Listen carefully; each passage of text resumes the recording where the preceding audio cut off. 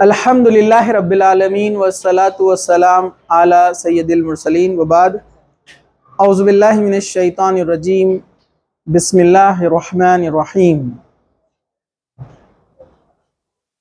क़ुल हुवल्लाहु अहद अल्लाहुस Samad lump यलिद वलम यूलद वलम यकुल लहू कुफुवन अहद। व बाद। वक़ाल नबी सल्लल्लाहु अलैहि वसल्लम अल हयाउ मिनल ईमान। व बाद। रब्बि इश्रह ली सदरी व यस्सिर ली अमरी वहलुल उक़दतम मिन लिसानी यफ़क़हू क़ौली। अम्मा बाद। हर किस्म की तारीफ़ अल्लाह रब्बुल इज़्ज़त के लिए है जो तमाम जहानों का पालने वाला है, और दुरूद व सलाम हो हमारे प्यारे नबी मोहम्मद रसूलुल्लाह सल्लल्लाहु अलैहि वसल्लम पर। आज एक संगीन टॉपिक से मुताल्लिक़ हम कुछ चीज़ें देखेंगे जो बहुत ही ज़रूरी है। ये दुनिया में जो मसाइल चल रहे हैं, स्पेशली स्टूडेंट्स और चिल्ड्रन से रिलेटेड, उसमें ये सेकंड नंबर पे प्रॉब्लम चल रहा है। यानी हम बात करने वाले हैं चाइल्ड सेक्स अब्यूज़ के बारे में, यानी बच्चों के साथ जो हरासानी यानी उनको जो हरेसमेंट सेक्सुअली किया जाता है, इसके अलग अलग मुख्तलिफ़ तरीक़े हैं और इसमें अलग अलग तरीक़ों से लोगों को अब्यूज़ किया जाता है बच्चों को। क्योंकि बच्चे इसका इल्म नहीं रखते हैं तो उसका जो है लोग शऊरी तौर पर या गैर शऊरी तौर पर फ़ायदा उठाते हैं, और उनको ये नहीं पता होता है कि इसका असर उसके ब्रेन पर, उसके माइंड पर, उसके जहन पर क्या होगा, और जिसकी वजह भी बहुत सारे साइंटिस्ट बताते हैं कि ऐसे बच्चे आगे चलकर क्रिमिनल माइंडेड या सोशली आइसोलेट यानी अपने आप को सोसाइटी समाज से अलग कर लेते हैं, और इनकी दुनियावी कामयाबी भी ख़तरे में पड़ जाती है। न ये किसी चीज़ में इंटरेस्ट लेते हैं, और मतलब ओवरऑल देखा जाएंगे तो नुकसान ही नुकसान है। ठीक है, तो मैंने सोचा फिर इस पर एक छोटा सा लेक्चर बनाते हैं। कुछ चीज़ें मैंने कलेक्ट की जो सोशल ऑर्गेनाइजेशन पूरी दुनिया भर में, स्पेशली यूएस में और इंडिया में जो काम कर रहे हैं इसके ऊपर, इसमें तब्दीली लाने के लिए या बच्चों को इन चीज़ों से बचाने के लिए, उस पर से मैंने कुछ पॉइंट्स जमा किए। फिर कुरान और हदीस में कुछ चीज़ें मैंने ढूंढना शुरू की, और 2 दिन मुझे लगे इसको पूरा बनाने के लिए लेक्चर को। तो ये बात कितनी ज़रूरी है आप खुद समझ जाएंगे। इंडिया में 430 मिलियन से ज़्यादा बच्चे होते हैं। जो इंडिया है ये 430 मिलियन बच्चों का घर है समझो, जो कि एक बहुत बड़ी तादाद है। ठीक है, और हर 10 में से, एक सोशल अवेयरनेस की एक साइट है स्पेशली, उसने पूरा डेटा निकाला अलग अलग ऑर्गेनाइजेशन से जमा करके, हर 10 में से एक बच्चे के साथ ये मामला हुआ है।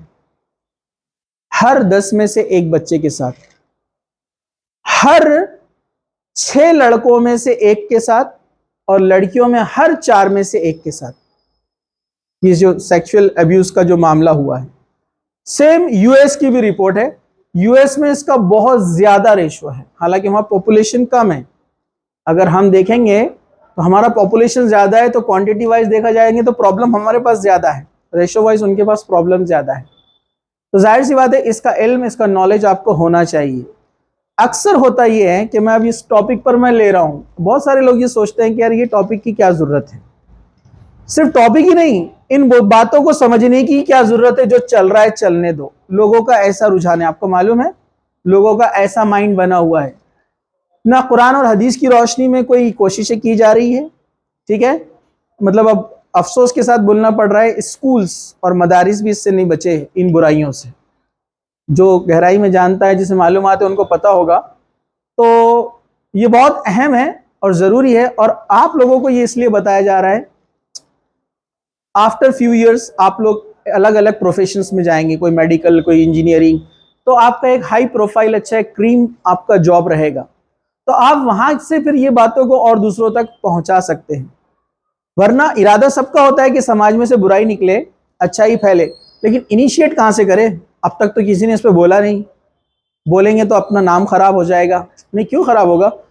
वो तंजीमें, वो ऑर्गेनाइजेशन जो गैर मुस्लिम है, वो इसके ऊपर कोशिश कर रही है इस बुराई को ख़त्म करने के लिए, जबकि हमारे नबी मोहम्मद रसूलुल्लाह सल्लल्लाहु अलैहि वसल्लम की बासत, आपका आने का तो मकसद ही था कि दुनिया में से बुराई को ख़त्म किया जाए और अच्छाई को फैलाया जाए। तो जाहिर सी बात है इसका इल्म हमें लेना चाहिए, हो सकता है मैं चंद बातें बताऊं, लेकिन आगे चलकर आप इसमें और रिसर्च करें और आपको और बेहतर कुछ चीज़ें मिले और आप कुछ मेरे से बेहतर लोगों तक और पैगाम पहुंचाए। तो आज हमारा ये जो टॉपिक है वो है child sex abuse, how to protect, spelling mistake हो गई, आवर चिल्ड्रन। तो यहाँ पर अपने बच्चों को हम इन चीज़ों से कैसे बचाएं। तो जो प्रॉब्लम्स आते हैं, जो वर्ल्ड वाइड प्रॉब्लम्स चल रहे हैं, जो ऑर्गेनाइजेशंस ने कलेक्ट किए, उन्हीं पॉइंट्स को जमा करके उसमें से मैंने कुछ 11 पॉइंट निकाले और उससे कुरान हदीस से उसका हल निकालने की कोशिश की गई है। हो सकता है कुछ उलमा वगैरह स्कॉलर्स ये इस पर स्टडी कर और बेहतर कुछ इस पर बना सकें, या बनाया भी होगा तो मेरे इल्म में नहीं है, क्योंकि मैंने सर्च बहुत करा, पूरे इस्लामिक साइट्स पे कहीं नहीं मिला। ठीक है, चलिए तो हम इसकी शुरुआत अभी यहाँ पर कर सकते हैं। ये स्टैटिस्टिक है, डाटा है, ये पावर पॉइंट का इंशाल्लाह एक कॉपी मैं आप लोगों को दे दूंगा, मैं ग्रुप पे डाल दूंगा, आप उसको जो है बाद में स्टडी कर सकते हैं। पूरा स्टैटिस्टिक है ये। एवरी ईयर 12,447 इतने केसेस से भी ज्यादा होते हैं। ये तो कुछ सोशल ऑर्गेनाइजेशन है जिन्होंने 12 से 15 साल के बच्चों को जमा किया, क्योंकि छोटे बच्चे तो नहीं बोलेंगे, ये एज के बच्चों को उन्होंने जमा किया और इतने बच्चों को अलग अलग सोसाइटी के अलग अलग स्टेट से अपने इंडिया के उन्होंने बुलाया और उनके इंटरव्यूज लिए गए। अब ये तो वो है जिन्होंने बोल्डली बता दिया कि उनके साथ क्या हुआ, उनको कैसे सताया गया, उनको क्या प्रॉब्लम किया गया, उनके साथ सेक्सुअली कैसे उनको हैरेश किया गया। तो ये बातें सामने ही, लेकिन इसके 10 टाइम भी हो सकते हैं जो सामने नहीं आए। मतलब it is very serious issue, बहुत ज्यादा संजीदगी से इसको लेने की जरूरत है। ठीक है, और बहुत सारे, मतलब मैं खुद भी पर्सनली जानता हूं, मैं जिस इलाके में पहले रहता था वहां पर एक केस आया था ऐसे ही कि 5 साल की बच्ची के साथ जो है रेप किया गया। मुस्लिम इलाका में बता रहा हूं आपको, जहां पर इल्म है, नॉलेज है, ठीक है, वहां पर ये मामला हुआ, 5 साल की बच्ची। और ये कब की बात बता रहा हूं मैं आपको, जब मैं तकरीबन ये 97 की बात होंगी, 97, जब मैं 12th में था। बड़ा पुलिस केस हुआ, लोग आए, जमा हुए, मोहल्ले के लोग जमा हुए, उसको मारा पीटा, ये हुआ जो भी हुआ मामला। तो उसके बाद तो कई बार कैसे केसेस सुनने में आए, लेकिन बस चल रहा है, चलने दो। तो ना पेरेंट्स इसके ताल्लुक से अवेयर हो रहे हैं, ना बच्चों को अवेयर करवा रहे हैं। तो इसमें दोनों के लिए छोटी सी ट्रेनिंग है, लेकिन जरूरत तो है कि दीन इस्लाम को हम हमेशा सीखते रहे, हमारी भलाई के लिए आया है, इस पर चलेंगे इंशाल्लाह फायदा ही फायदा रहेगा। ये नुकात देकर, ये पॉइंट्स देकर आपको खुद समझ में आएगा कि कितना अच्छा है हमारा दीन इस्लाम। ठीक है, तो ये स्टैटिस्टिक पर ज्यादा बात ना करते हुए हम आगे डायरेक्ट बढ़ जाते हैं। सबसे पहला पॉइंट, जो तभी जितने भी सोशल ऑर्गेनाइजेशन है, अक्सर का बोलना है कि बच्चों को इस चीज के ताल्लुक से इल्म दिया जाए। Talk about the body parts, names of body parts, कौन से बॉडी पार्ट्स उनको छुपाना है, किसको शर्म और हया के अंदर शामिल किया जाता है, दीन इस्लाम उसके ताल्लुक से क्या हमें तालीम देता है। ठीक है, जैसे मैंने एक टीवी के ऊपर एक छोटा सा सीरियल देखा था, एक सीरियल मतलब वो एक इंटरव्यू था, तो ये सब नाच गाने वगैरह नहीं, उसमें उसने बहुत अच्छे से एक्सप्लेन किया था कि छोटे बच्चों को इसका हम कैसे तालीम दें। मुझे बहुत अच्छा लगा, मैं उसका एग्जाम्पल आपको दूंगा। लेकिन हम अपने बच्चों की शुरुआत करेंगे अल हया मिनल ईमान। बच्चों को हम सिखाएंगे कि हया इज द पार्ट ऑफ ईमान। ये बुखारी मुस्लिम की मशहूर हदीस है, हर कोई जानता है कि हया ईमान का हिस्सा है। तो बच्चों को ये सिखाना है कि हमें बेहयाई से बचना है, और बेहयाई की तरफ कौन सी चीज़ें ले जाती है। तो आप बच्चों को सिखाएंगे कि हम फ्रेंड्स के साथ, दोस्तों के साथ, स्कूल में, कॉलेज में जब रहेंगे तो हमारे बॉडी के वो पार्ट्स नहीं दिखना चाहिए जो शर्म यानी हया का हिस्सा है, जिस्म के वो आज़ा। जैसे मैंने देखा वो एक सीरियल के उसने बहुत अच्छे से एक्सप्लेन किया था, छोटे छोटे बच्चों को जमा किया था, क्योंकि उस ज़माने में आज से 5-6 साल पहले केसेस इंडिया में बहुत बढ़ गए थे। तो उस पर एक बच्चों का काउंसलिंग सेशन के लिए उसने उसको बुलाया और लोगों को जमा किया। उसने बच्चों को बुलाया, बॉयज़ को, गर्ल्स को, छोटे छोटे बच्चे थे। अब बच्चों को कैसे समझाएंगे हया के बारे में? तो देखिए, आप कोशिश करने आप निकलेंगे, if there is a will there is a way. आप कोशिश करेंगे, अल्लाह ताला जहन में डालता है बातें। वो शख्स ने बहुत अच्छे से डील किया। उसने कहा बच्चों देखो, जब आप स्कूल में जाते हैं तो आपके कुछ पार्ट्स बॉडी के ऐसे हैं जो डेंजरस पार्ट है, इसको अगर कोई छुएगा तो आप क्या करेंगे? तो बच्चे बोले क्या करेंगे, नहीं मालूम, छोटे छोटे बच्चे थे। उसने कहा कि आप जोर से चिल्लाएंगे, आप शाउट करेंगे, और आप दौड़कर उसके पास जाएंगे जो आपके सबसे ज्यादा भरोसेमंद है, जो आपको अच्छे लगते हैं, जो आपके, बोले कौन है आपके भरोसेमंद? बच्चे फिर बोले मम्मी, डैडी, हमारे एक टीचर, वो अलग अलग नाम बोलने लगे। ठीक है, खैर वो एक अलग था। तो उसने बताया कि चलिए अब वो बॉडी पार्ट्स कौन कौन से हैं, छोटे बच्चों को टीचिंग कर रहे हैं कि इन पार्ट्स को दूसरों को भी टच नहीं करने देने हैं। तो बोले ये 3 पार्ट्स है। चेस्ट, गर्ल्स बॉयज दोनों को कॉमन बता रहा था, लेकिन दोनों के लिए था। कहा चेस्ट, अगर कोई भी अंकल, कोई भी टीचर, कोई भी पहचान वाले अगर इस पार्ट को टच करने की कोशिश करेंगे तो आप उनको रोकेंगे, नो बोलेंगे आप, नो। ठीक है, फिर कहा कि हमारा फ्रंट पार्ट, लोअर, फिर बैक पार्ट, इसको किसी को टच करने नहीं देना है। हाँ, एक्सीडेंटली अनजाने में किसी का आपके हाथ को हाथ लग गया, वो अलग बात है, ये सारी चीजें, लेकिन ये डेंजरस पार्ट है हमारे बॉडी के। तो होता क्या है, बच्चों को इसका इल्म नहीं है। जैसे एक इंस्टीट्यूट के बारे में मैं अब नाम नहीं बोलता हूं, वहां एक टीचर को निकाला गया। तो मैंने पूछा क्यों निकाला गया, हमारे जो दोस्त है जूनियर, उनसे पूछा। तो उन्होंने कहा कि वो जनाब की बोले आदत थी, बोले वो पढ़ाते थे बोले, और लड़कियों के बाजू जाकर खड़े हो जाते थे और लड़की के शोल्डर को अपना हाथ लगा देते थे बोले। ऐसा गलती से लग गया, ऐसा अलग बात है, वो कंटिन्यू लगा के रखते थे ऐसे। अब ऐसा कई सालों से चल रहा था, कोई बोलने वाला ही नहीं। अब एक लड़की बोल्ड थी, उसके वालिद एडवोकेट थे, उसने जाकर घर पे सीधे बता दिया ऐसा ऐसा एक टीचर करता है। वो आए, उन्होंने डायरेक्टर से बात की, उसको निकाल दिया। तो ऐसा होना चाहिए। खैर अब ये तो एज उसकी लड़की की बड़ी थी, 11th-12th में थी। जो छोटे बच्चे उनके साथ कोई इस तरह से हरकत करता होगा तो हमको कैसे पता चलेगा। और आप ये मत सोचिए कि कोई छोटे बच्चों के साथ छेड़छाड़ कैसे करेगा। आप न्यूज़पेपर में रोज पढ़ रहे हैं 5 साल की बच्ची का रेप हुआ, 6 साल की बच्ची का, 8 साल की मार दिया गया रेप करके। कैसे बहुत सारे केसेस अजीब सुनकर कांटे आ जाते हैं, क्या ऐसा भी कर सकते हैं लोग? क्योंकि हमारे माहौल में हमको आसपास सब अच्छा लग रहा है, हमको लग रहा है कि ऐसा नहीं होगा, लेकिन ऐसा हो रहा है। बड़े बड़े लेवल पर, इंटरनेशनल और नेशनल लेवल पर इसके प्रोग्राम्स चल रहे हैं। तो हम बच्चों को तालीम दे अल हयाउ मिनल ईमान, और बच्चों को बताए कि कौन से पार्ट हमारे हया वाले हैं। बच्चों को तालीम दे। हम शर्माते बच्चों को ये बताने में। आप ऐसा मत समझिए कि बच्चों को आप बताएंगे तो बड़ी शर्म की बात होगी। बच्चों को आपसे ज्यादा नॉलेज रहता है, वो टीवी देख रहे हैं, मोबाइल देख रहे हैं, सब देख रहे हो, तो उनको बताइए कि ये अच्छा है और ये बुरा है, ये सेफ रखना है, और इतना आप एक्सपोज बॉडी पार्ट आपके कर सकते हैं, इससे अपने आप को बचाना है। ठीक है, तो सबसे पहला पॉइंट है, आप उनको तालीम देंगे हया के बारे में। ठीक है, घर में ये तालीम आम होना चाहिए, और हर बार छोटे बच्चों को चेक करना, उनको टोकना, उनको बताना कि आपके लिए सेफ्टी कहां पर है, सब चीजें उनको तालीम देते रहना है। पॉइंट नंबर 1 है हमारा ये आज का। ठीक है, हम आगे बढ़ते हैं। चलिए, सेकेंड पॉइंट है, teach them that some body parts are private and tell your children that their private parts are called private because they are not for everyone to see। इसको प्राइवेट पार्ट को private part इसलिए बोलते हैं कि ये किसको देखने का किसी को हक नहीं है, कोई इस तरफ ना देखे।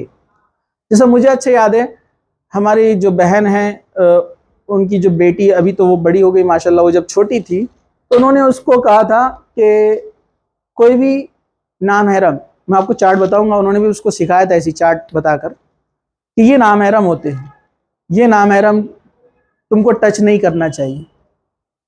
फिर उन्होंने उसको हदीस सुनाई कि नामहरम का टच हो जाना ऐसा है जैसे सुअर का टच होना। उसको सुअर नहीं बोल रहे अपन, ये उसकी खबाहत, बुराई है, बराबर है। किसी नामहरम का आपके जिस्म को छूना ऐसे है जैसे आपको जो है एक सुअर, खिंजीर छू कर गया हो। उन्होंने उसको ये बात जहन में बिठा दी तो उसके इतने अच्छे से बैठी, वो किसी को भी टच करने नहीं देती थी अपने को। हालांकि वो जब 4th में थी, नहीं बोलती थी, हमारे मम्मी ने नहीं बोले ऐसा। कोई अंकल गोद में लेते तो नहीं नहीं गोद में नहीं लेना, आप महरम नहीं है बोलती थी हमारे। 4th में थी वो। अच्छा माशाल्लाह, अच्छी बात है ना, आदत। अब आप बोलेंगे नहीं नहीं ये तो बहुत ही बुढ़े बात हो गए, बहुत पुराने हो गए, ये तो दाखियानुसी है, ऐसा कैसा। अब्बा के दोस्त है हमारे, इतने बुढ़े हैं।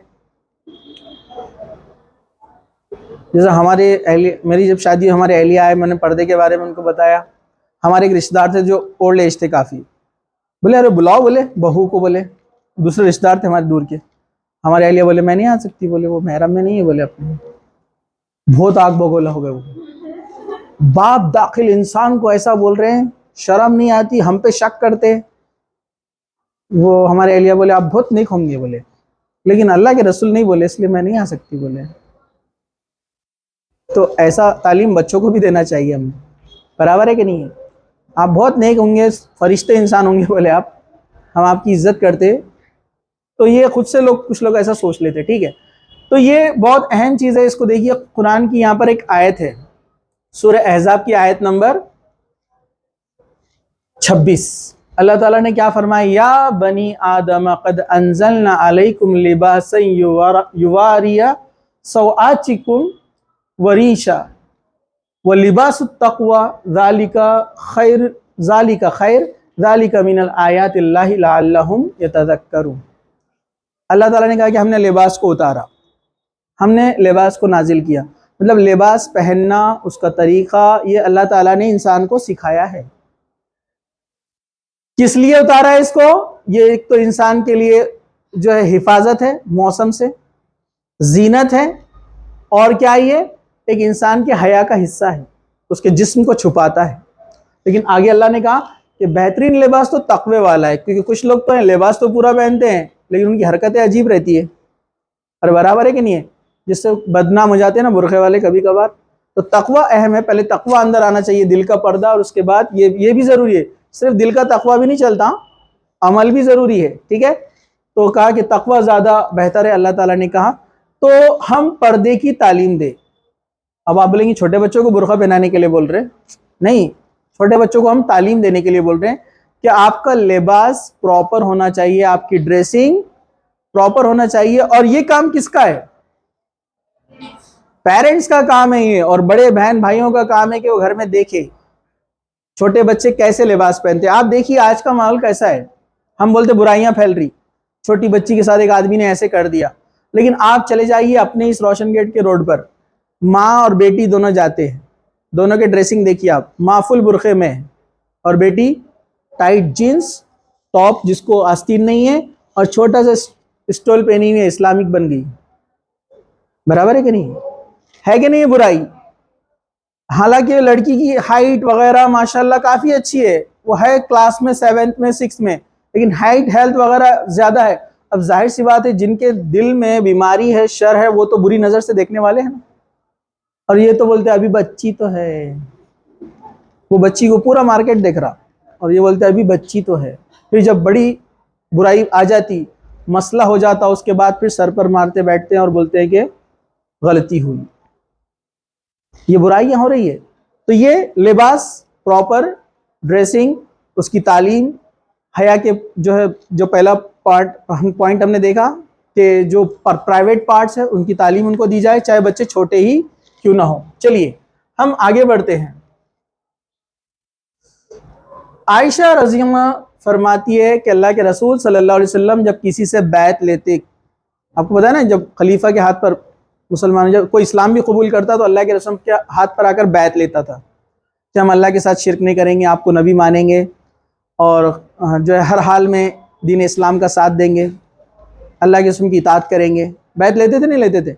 अल्लाह के हज़रत आयशा फरमाती अल्लाह के रसूल सल्लल्लाहु अलैहि वसल्लम ने कभी किसी लेडी के हाथ पर बैत नहीं ली, सिर्फ उनसे ज़ुबानी बैत ली जाती थी। और आपने फरमाया अल्लाह के रसूल सल्लल्लाहु अलैहि वसल्लम का हाथ कभी किसी औरत के हाथ को नहीं टच हुआ। हालांकि देखा जाए तो नबी क्या होते हैं, बहैसियत उम्मत के लिए कौन होते हैं? बाप के बराबर, बराबर है कि नहीं है? लेकिन फिर भी उन्होंने ऐसा नहीं किया। अब हमारे एक दोस्त है, टीचर है बेचारे, वो भी बेचारे, उनका एक अजीब माइंड सेट है, वो भी बोलते हैं अरे नहीं, मैं क्लास में बोलता हूँ लड़कियों को हिजाब पहनो, तो वो बोलते थे, अभी नहीं है यहाँ पर, वो बोलते थे अरे नहीं मियाँ, टीचर और स्टूडेंट का रिश्ता बड़ा पाक रिश्ता रहता है, तो हिजाब की क्या ज़रूरत है। तो मैंने उनको कैसे सुना है, ये भागी एक टीचर के साथ में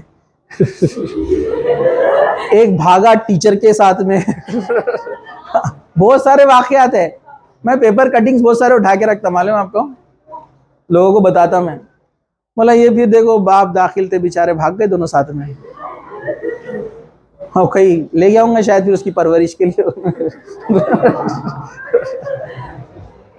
अजीब बात है ना, अपनी सोच, अपना दिमाग, अपने फलसफे, अपनी फिलॉसफी लड़ाते बैठते हैं और बुराइयां फैलती जा रही हैं। ये वजह यही है कि खुद का ख्यास, खुद की सोच। अल्लाह के रसूल ने नहीं बोला ना तो नहीं, जहां पर नहीं है मतलब नहीं है, जहां हाँ है मतलब हाँ है, ये बात याद रखिए आप, ठीक है। तो ये हदीस ऐसे और भी बहुत सारे हैं, ठीक है, अल्लाह के रसूल की जिंदगी। और देखिए बच्चों को आप जो स्टोरीज बार बार सुनाएंगे ना, उन पर वही असर होता है। अल्लाह के रसूल की सीरत बताइए, सहाबियात की सीरत बताइए, ठीक है। चलिए हम आगे बढ़ते हैं, ठीक है। Tell your child that no one should take picture of their private part or any of the photo or images.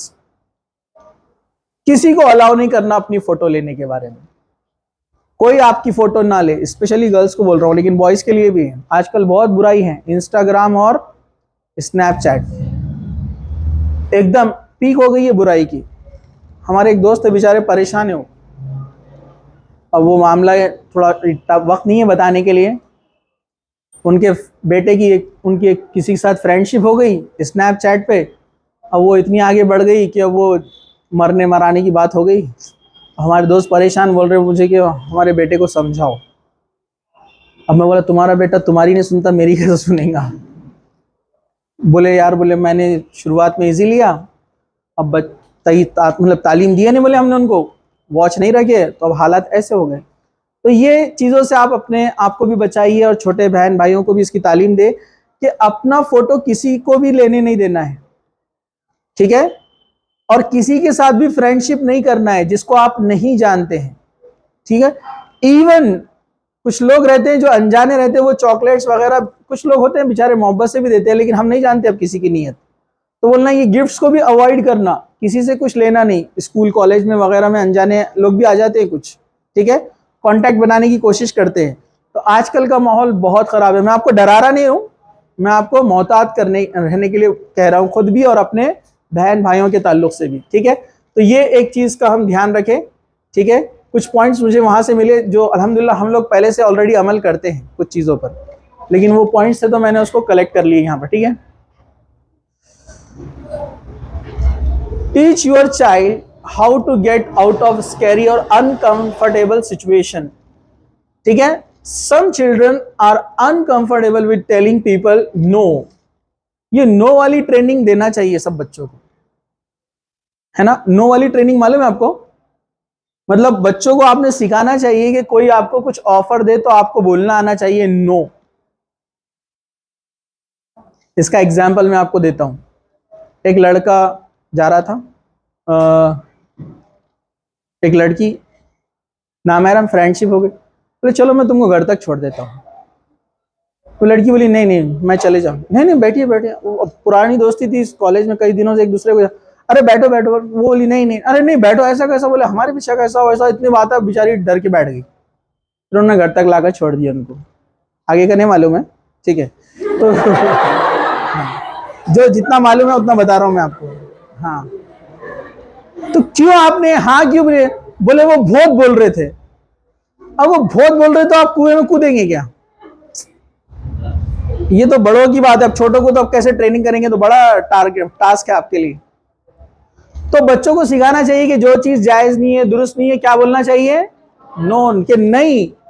ठीक है, आप हमारी खैर ख्वाही के लिए बोल रहे हैं, बहुत आपको मदद करने का जज्बा होगा, बहुत अच्छी बात है, अल्लाह आपको जज़ाए खैर दे बोलना, लेकिन नहीं, इस्लाम जो अलाउड नहीं करता है हम बोल तो नो। तो बच्चों को सिखाए कि किसी भी अजनबी से न चॉकलेट ने लेना, इवन जान पहचान वाले भी रिश्तेदार भी, अंकल भी है, और वो बोले कि चलो बेटे साथ में, तो नहीं, नो। इवन छोटे बच्चों को बिल्कुल अलाउ नहीं करना कि वो अकेले में किसी के साथ रहे जो उसके रिश्तेदार या जान पहचान वाले नहीं हैं या जो महरम नहीं है। हालात बहुत संगीन है, बहुत बुराइयां आम होते जा रही है, आप नहीं जानते। असल में क्या होता है, मैं, मेरी फैमिली सब अच्छे हैं तो मुझे लगता है कि पूरी दुनिया अच्छी है। ऐसा नहीं है, दुनिया में अच्छे लोग भी है, बुरे लोग भी है। तो बच्चों को क्या सिखाएंगे हम? नो, कि आप हर चीज को हाँ नहीं कहेंगे। आप बोलेंगे हम डैडी से पूछेंगे, मम्मी से पूछेंगे, पेरेंट्स को बोलेंगे। इवन आप इस एज में भी ये बात को अपनाएंगे। आप ये मत समझिए कि आप बहुत बड़े हो गए। ये नो अपने लिए नहीं है, ये नो सबके लिए। जहां पर इस्लाम ने जहां आपको रोका है, मतलब नो, मतलब कोई आता है, होता है अचानक कॉलेज में, स्कूल में, ये प्रॉब्लम बहुत चलते हैं। वो बेचारा आया था कुछ तो बड़ी कैडबरी लेकर लीजिए, बोलते अरे नहीं नहीं नहीं, अरे लीजिए हमने इतना अच्छे से लाए, प्यार से लाए, मोहब्बत से लाए। वो बेचारी पहले नहीं नहीं बोलती, अरे इतना हमने इससे दे रहे और आप ले रहे नहीं, तो फिर वो बेचारी ले लेती है। हालांकि अंदर से उसका ज़मीर बोलता है ये चीज़ गलत है, नहीं लेना चाहिए। और शायद अल्लाह के रसूल ने फरमाया जहां मर्द और एक औरत होते हैं, तीसरा कौन होता है? शैतान होता है तीसरा वहां पर। वो तो आपको बहकाई गई। तो ये बड़ों का मामला है, तो आप छोटों को ट्रेन करना है। आप सोचिए आपकी हजरत अली रज़ी अल्लाह का एक बहुत फेमस कोट है, आपको पता है क्या है? Play with your children until they are 7। 7 साल के जब तक है उनके साथ खेलो। देखिए बॉन्डिंग कितनी अच्छी सहाबा की थी बच्चों के साथ में, और लोगों को तालीम भी क्या दी उन्होंने। Then teach them for next 7। और नेक्स्ट 7 जब 7 साल का बच्चा हो जाए, आज भी जो एजुकेशन पॉलिसी क्या बोल रही है, बच्चे को 6 साल के बाद स्कूल में डालो। देखिए हज़रत अली के पहले की सोच, 7 ईयर तक उनके साथ खेलो, 7 ईयर के बाद क्या करो, उनको तालीम दो। टीचिंग टाइम है। और ये 7 ईयर जो है ना, 8 से लेकर 14 तक, जिसमें 10th में दाखिल हो जाता है बच्चा, तो 8 साल की उम्र से मतलब उसका ये कौन सा पीरियड है? 4th 5th का पीरियड है, रियल टाइम एजुकेशन का। ये देखिए आप कितना बेहतरीन है कॉल, ताकि ये वक्त में उनको तालीम दो अच्छी। देन नेक्स्ट 7 उनके फ्रेंड बन जाओ। हज़रत फ्रेंड बन जाओ अपने बच्चों के। बाप है तो बेटे का दोस्त रहना चाहिए, माँ है तो बेटी की फ्रेंड होना चाहिए। उसने हर चीज आपसे शेयर करना चाहिए कि आज एक शख्स ऐसे मिला था, उसने ऐसे बोला, उसने ऐसा गलत हरकत की। उसने इतना क्लोज होना चाहिए कि उसने शेयर करना चाहिए। 99.99% बच्चे अपने पेरेंट्स को बोलते ही नहीं कुछ प्रॉब्लम हो, रिलेशन ही नहीं है। तो मैं तो ये पेरेंट्स बच्चों की बात कर रहा हूँ। आप छोटे बहन भाइयों से भी इतने क्लोज रहना कि उन्होंने हर चीज आपसे शेयर करना। लेकिन हमारे पास उल्टा है, शेयर करते हैं, इनके लफड़े उन्होंने बताते, उनके लफड़े उन्होंने बताते। मतलब बेहयाई में फ्रेंडशिप मतलब दोनों साथ में जहन्नम की तैयारी कर रहे हैं। है कि नहीं है ना ये प्रॉब्लम? है, 100% ये प्रॉब्लम है। और बहुत सारे घरों में ये प्रॉब्लम है। मतलब बुराई में एक दूसरे का साथ दे रहे हैं। कुरान ने कहा कि अच्छे कामों में एक दूसरे की मदद करो, बुरे कामों में एक दूसरे की मदद ना करो। आप सोचिए कि आप खुद भी जा रहे हैं आग में और उसको भी लेकर जा रहे हैं साथ में।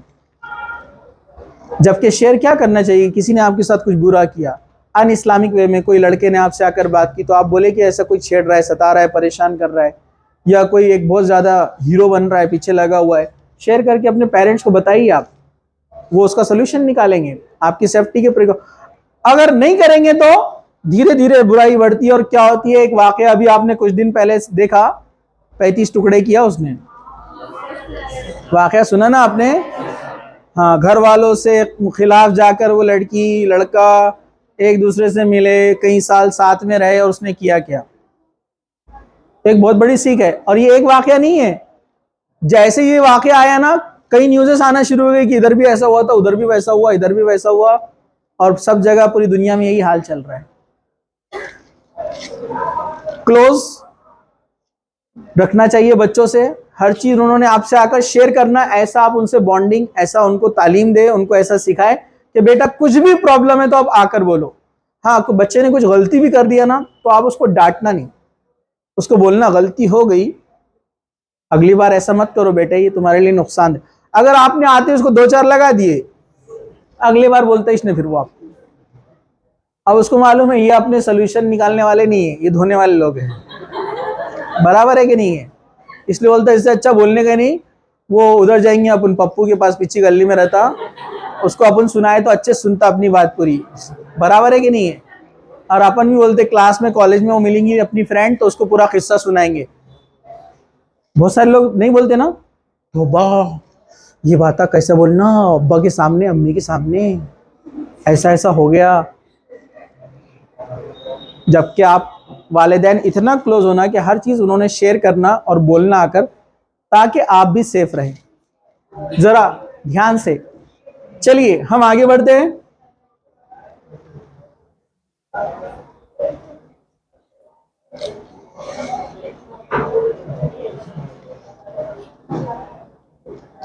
एक तालीम बच्चों को यह देना चाहिए, अच्छे और बुरे, अच्छे लोग बुरे लोग। उनके जहन में बिठा देना है कि अच्छे लोग कौन होते हैं। अच्छे लोग ये रहते हैं जो नमाज पढ़ते हैं, अच्छी बातें करते हैं, गाली नहीं देते हैं।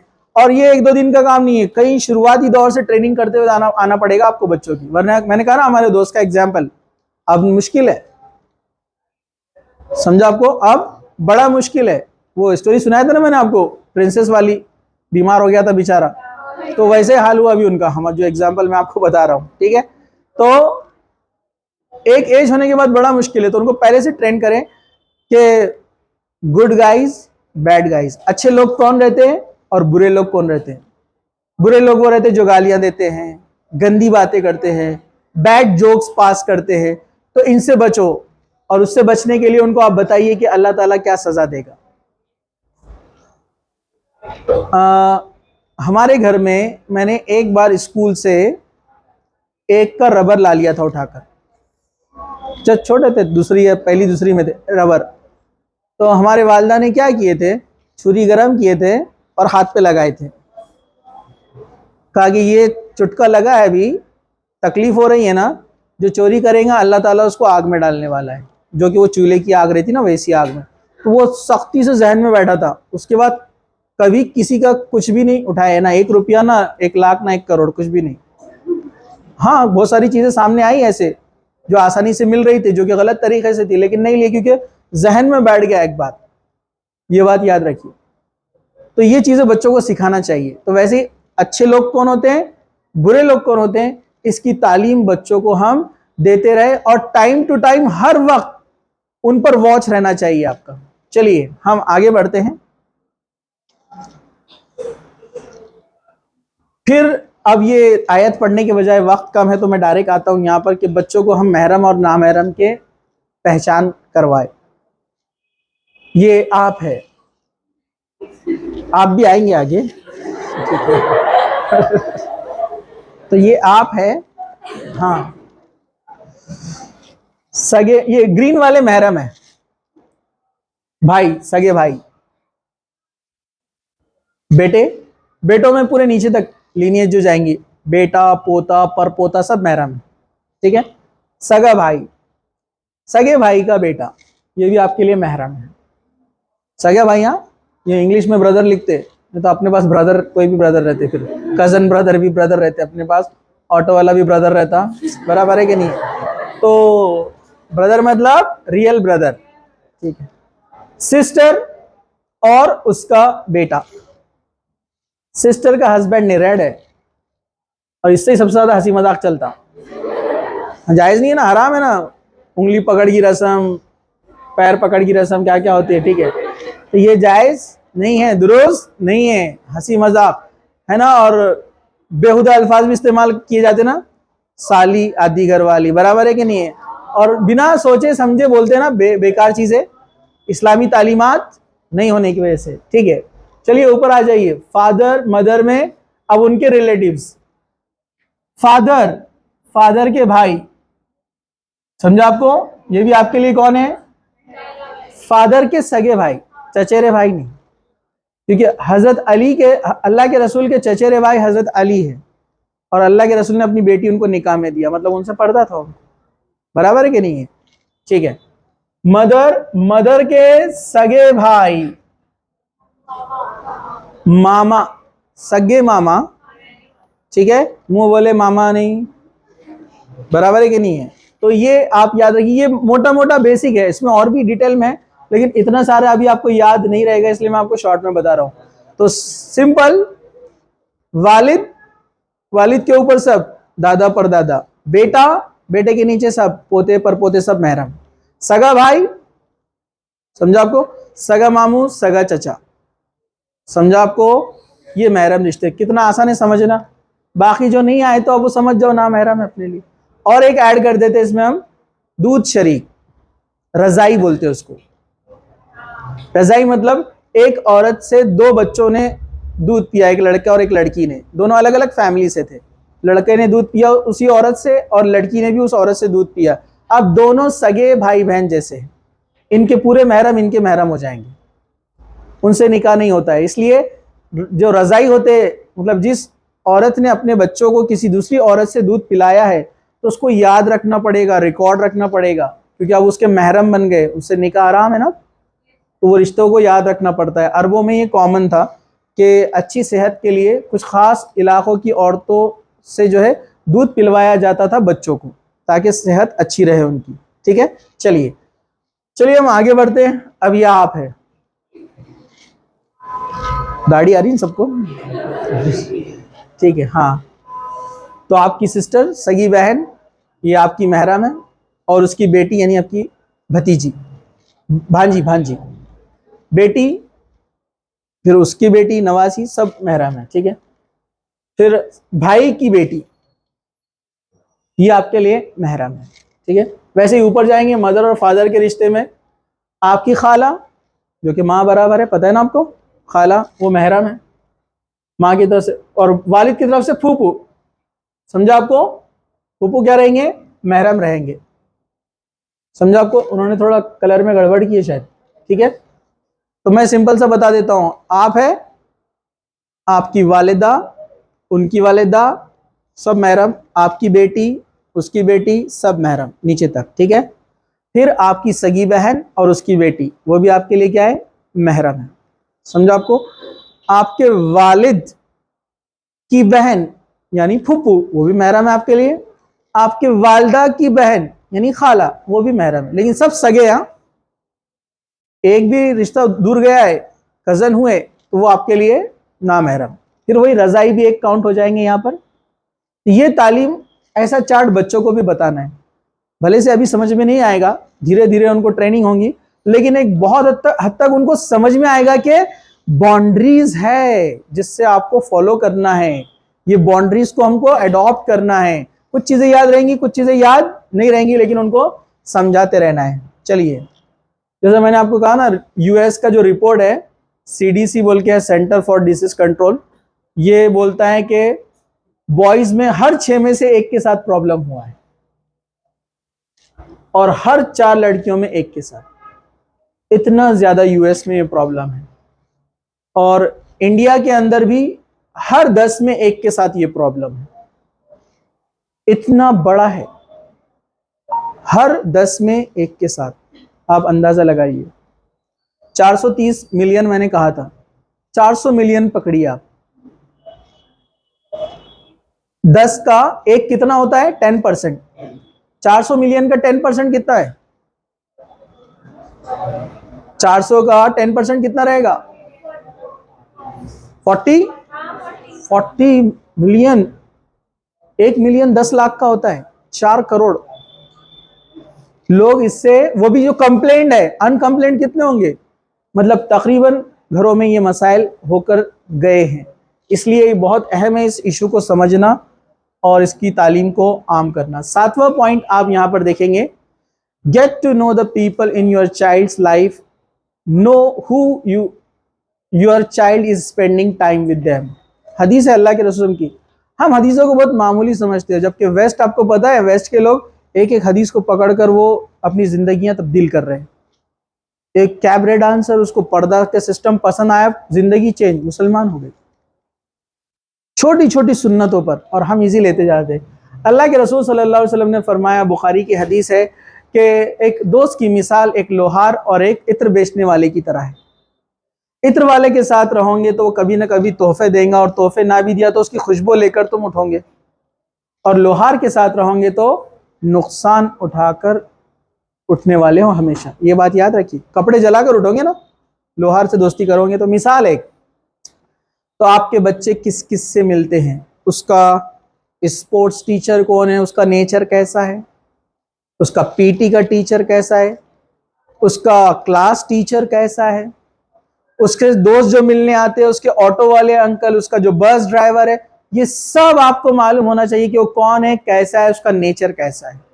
फिर उसके कजन, रिश्तेदार वगैरह जो आकर मिलते हैं, वो कैसे हैं, किसके साथ वो बच्चा रहता है, या कौन उसके करीब आ रहा है, आने की कोशिश करता है, ये सब आपको इल्म होना चाहिए, आपको मालूम होना चाहिए।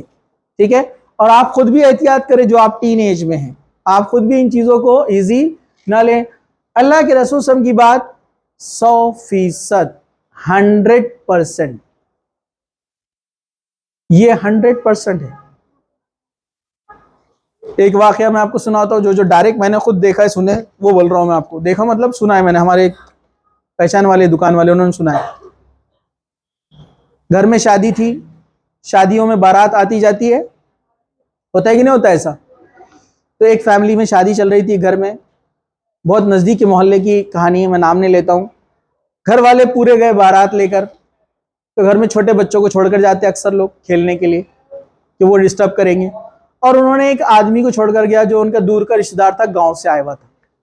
उसने एक 5 साल की बच्ची के साथ रेप किया उसने।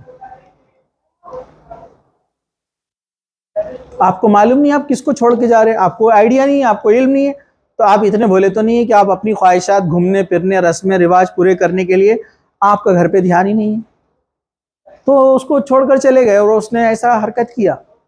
फिर बहुत बड़ा मसला बना, पुलिस कंप्लेन हुई, लड़ाई झगड़ा हुआ, मारा मारी हुई और दीगर चीज़ें, लेकिन जो नुकसान हुआ वापस नहीं आता है ना, ये बात याद रखिए आप, ठीक है। तो कौन साथ में रहते हैं, इवन आप खुद भी अब अपना एनालाइजेशन शुरू कर दो कि हम किन लोगों के साथ रहते हैं। बुरे लोग हैं तो फौरन साथ छोड़ना शुरू करो।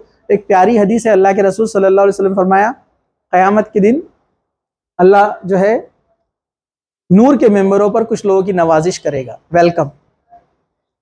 ये वो लोग होंगे जो अल्लाह की रज़ा की खातिर मिलते थे और अल्लाह की रज़ा की खातिर अलग होते थे। मतलब दीनदारी की बुनियाद पर उन्होंने दोस्ती की थी, और वो बेदीन है, बुरा है, उसमें अच्छी आदतें नहीं है, इसलिए उन्होंने उससे रिश्ता तोड़ दिया। अल्लाह ऐसे लोगों से भी खुश होता है, ठीक है। चलिए हम आगे बढ़ते हैं, वक्त की कमी हमारे पास। 8वां पॉइंट है, separate the beds after the age of 10 years. हदीस है अल्लाह के रसूल सल्लल्लाहु अलैहि वसल्लम की, teach your children to pray when they are 7। 7 साल के हो जाए तो नमाज पढ़ने के लिए तालीम दो, अगर उससे बड़े हो जाए ना पढ़े तो स्मैक देम, थोड़ी सी जर्ब लगाओ उनको, सख्ती करो, ठीक है। And when they are 10 years old and separate them in their beds। ये अबू दाऊद की, अहमद की हदीस है कि जब 10 साल के हो जाए तो उनके बिस्तर अलग अलग कर दो।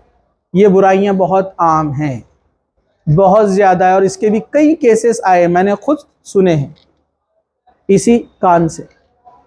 बहुत ही क्लोज रिलेशन वालों ने बुरे काम किए, इवन भांजी और मामा, अब तो सगा भी है, तो अपन महरम की बात कर रहे थे, मामा के साथ उसने रेप किया। क्यों?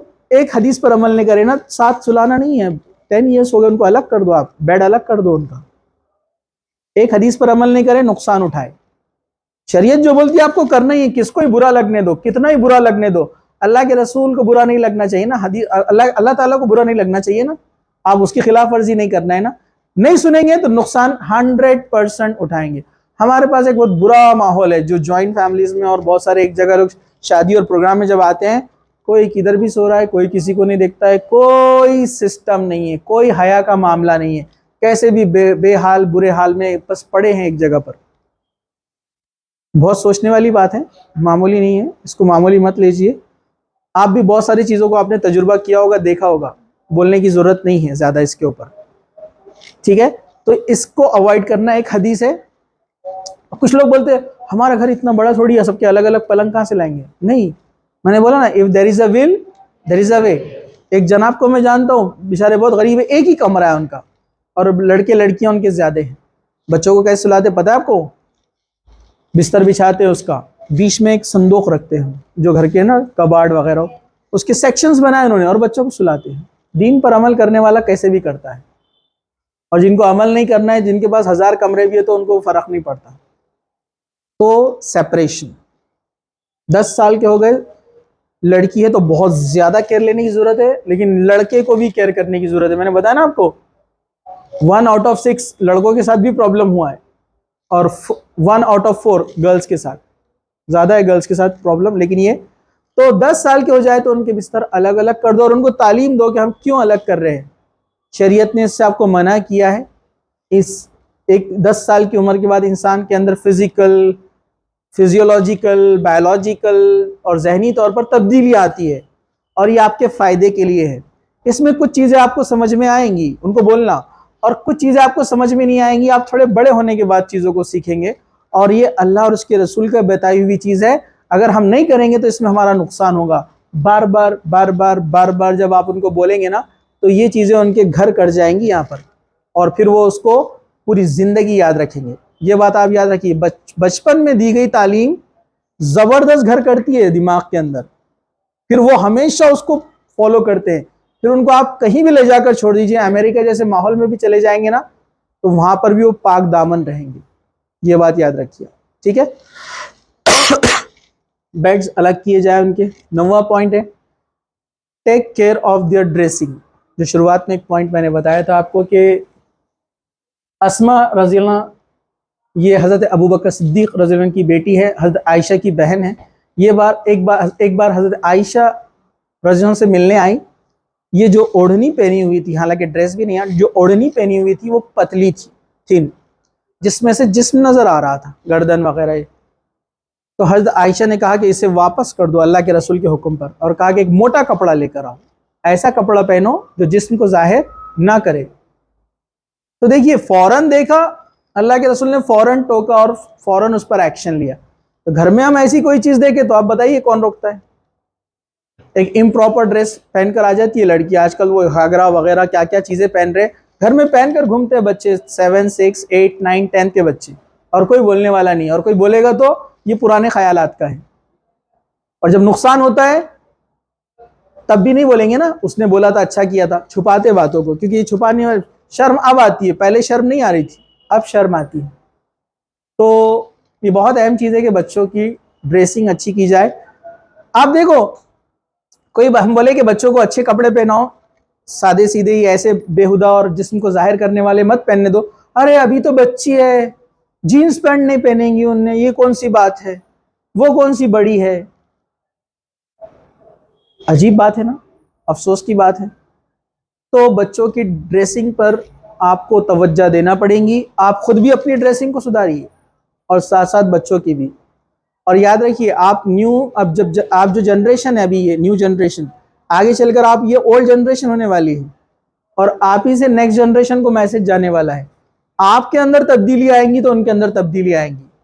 क्योंकि आप देखिए, हमेशा एक जनरेशन कितना ही अपने अच्छे से पाबंदी करे, आने वाली नेक्स्ट जनरेशन में 10 से 20% कमी होती है अच्छाइयों की, बुराइयां फैलती। कंपेयर कर लो अपने दादी से अपने वालदा को, और वालदा से अपने आपको, और अपने आबाद अपने छोटे बहन भाइयों को कंपेयर कर लो आप।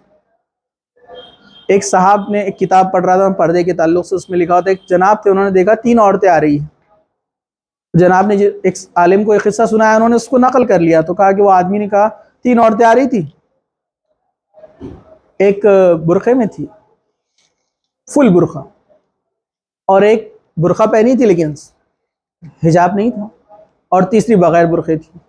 तो शख्स ने कहा कि ये फुल बुरखे में ये दादी है, ये नानी है, और ये बगैर हिजाब के ये माँ है, और ये बेटी है। तो बूढ़ी औरत बोली, कैसे पहचाना? बोले बहुत आसान है। बोले ये पुराना ज़माना था जब लोग दीन पर पूरा अमल करते थे, धीरे धीरे अमल ख़त्म हुआ, अब यहाँ तक आया कि सब ख़त्म हो गया। आप देखिए हालात कैसे आ रहे हैं। इंटरनेट पे पुरानी एक तुर्की के क्वीन की परेड में फ़ोटो है, राजा चल रहा है और क्वीन बाजू में, क्वीन फुल बुरखे में है। अब आप बोलेंगे क्वीन बुरखे में, क्वीन कहीं बुरखे में हो सकती है? क्वीन बुरखे में थी, और रियल फोटो है वो, मैं कभी आपको बताऊंगा। तो ये हमने धीरे धीरे क्या किया, जब रोकना टोकना छोड़ दिया, इजी लेना शुरू किया, और क्या फैशन है, चलता है, बच्ची है, छोटी है, नुकसानात अब बढ़ते जा रहे हैं। पहले ज़माने में इतने केसेस, इतने मसाइल नहीं थे। चलिए हम आगे बढ़ते हैं, आखिरी 2 पॉइंट रह गए हैं। Never leave the children alone in any circumstances. आप कितना भी इमरजेंसी है, आपको हॉस्पिटल जाना है, कोई देखने वाला नहीं है, तो भी बच्चों को ऐसी जगह छोड़कर जाए जो रियल में उन भरोसेमंद लोग हैं। उसकी नानी हो गई, उसकी दादी हो गई, जो वाकई में उसका लड़की का केयर कर सके या उस लड़के का केयर कर सके। ये बात बहुत अहम है। हम तो इमरजेंसी की बात कर रहे हैं, मामला तो ये पहले बताया ना एग्जाम्पल, शादियों जैसी बेकार रस्मों के लिए क्या करते, बच्चों को छोड़ के चले जाते हैं। ये अकेले नहीं छोड़ना कभी बच्चों को, चाहे एज चाहे उनकी 5 साल वाली रहो या 15 साल वाली रहो। मैं आपको बोल रहा हूँ, उनको अकेले बिल्कुल भी छोड़ना नहीं चाहिए। तो इसके ताल्लुक से बहुत सारी हदीसें भी हैं। इसको कहते हैं जिम्मेदारी। अल्लाह के रसूल सल्लल्लाहु अलैहि वसल्लम फरमाया, तुम में से हर शख्स जिम्मेदार है। जिम्मेदार मतलब मालूम है, पूछ होने वाली है। किसकी पूछ होंगी? जो तुम्हारे अंडर में है। कहा कि शौहर जिम्मेदार है अपने घर के लिए, अपनी बीवी के लिए। उससे कुछ हुआ तो पूछ शौहर से होने वाली है। और कहा कि बीवी यानी माँ जिम्मेदार है घर के लिए, बच्चों के लिए, उस शौहर की इज्जत और उसके माल के लिए। और उसमें कुछ गड़बड़ हुई तो वो उससे पूछ होने वाली है। और अल्लाह के रसूल फरमाया, तुम में से हर कोई जिम्मेदार है, हर एक रिस्पॉन्सिबल है, और उस रिस्पॉन्सिबिलिटी की क़यामत के दिन उससे पूछ होने वाली है। चलिए अब यहाँ पर 10 पॉइंट्स ही थे, मैंने एक पॉइंट डबल उसमें ले लिया था अंदर। ठीक है, ये 10 नुकात 10 पॉइंट्स आप याद रखिए। इंशाल्लाह इसका सॉफ्ट कॉपी मैं आपको फॉरवर्ड कर दूंगा। हो सकता है आप अपने आइडियाज़ भी इसमें और कुछ डाल सकें, अपने कुछ तजुर्बे, जो और लोगों को बाद में फ़ायदेमंद हो सकते हैं। अल्लाह ताला से दुआ है कि अल्लाह ताला हमको, हमारे घर वालों को, तमाम बच्चों को और उम्मत मोहम्मदिया को और इंसानियत को इस बुराई से बचाए, हमारी हिफाजत करे। अल्लाह सुब्हानहू व तआला जब तक हमें ज़िंदा रखे, इस्लाम पर ज़िंदा रखे, ख़ातिमा ईमान पर हो। व आखिरु दावाना अनिल हम्दुलिल्लाहि रब्बिल आलमीन। सुब्हान रब्बिका रब्बिल इज़्ज़ति अम्मा यसिफ़ून व सलामुन अलल मुरसलीन वल्हम्दुलिल्लाहि रब्बिल आलमीन।